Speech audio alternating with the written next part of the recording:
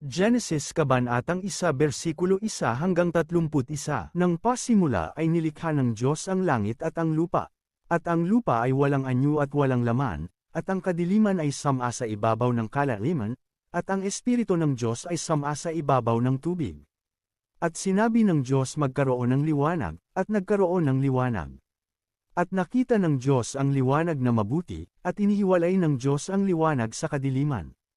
At tinawag ng Diyos ang liwanag na araw, at tinawag niya ang kadiliman na gabi.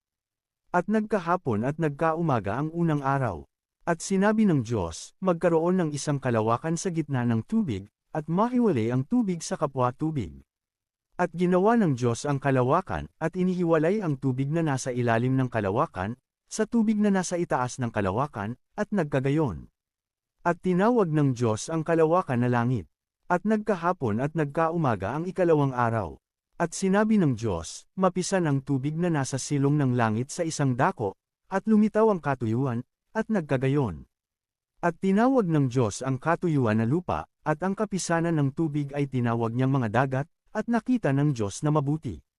At sinabi ng Diyos, sibulan ang lupa ng damo, pananim na nagkakabinhi, at punong kahoy na namumunga ayon sa kanyang pagkakahoy, nataglay ang kanyang binhi sa ibabaw ng lupa, at nagkagayon. At ang lupa ay sinibulan ng damo, pananim na nagkakabinhi, ayon sa kanyang pagkapananim, at ng punong kahoy na namumunga, nataglay ang kanyang binhi, ayon sa kanyang pagkakahoy, at nakita ng Diyos na mabuti. At nagkahapon at nagkaumaga ang ikatlong araw. At sinabi ng Diyos, magkaroon ng mga tanglaw sa kalawakan ng langit upang maghiwalay ng araw sa gabi, at maging pinakatanda, at pinakabahagi ng panahon, ng mga araw at ng mga taon. At maging pinakatanglaw sa kalawakan ng langit at nilikha ng Diyos ang dalawang malaking tanglaw, at ang malaking tanglaw ay upang magpuno sa araw, at ang maliit na tanglaw ay upang magpuno sa gabi, nilikha rin niya ang mga bituin. At mga inilagay ng Diyos sa kalawakan ng langit, upang tumanglo sa ibabaw ng lupa.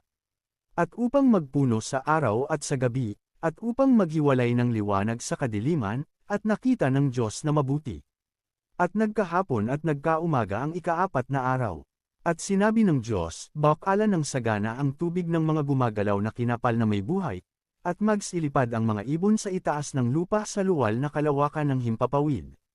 At nilikha ng Diyos ang malalaking hayop sa dagat, at ang bawat may buhay na kinapal na gumagalaw, na ibinukal na sagana ng tubig, ayon sa kanikanyang uri at ang lahat na may pakpak na ibon, ayon sa kanikanyang uri, at nakita ng Diyos na mabuti.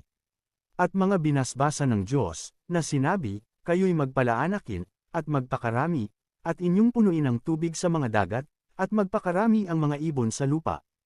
At nagkahapon at nagkaumaga ang ikalimang araw.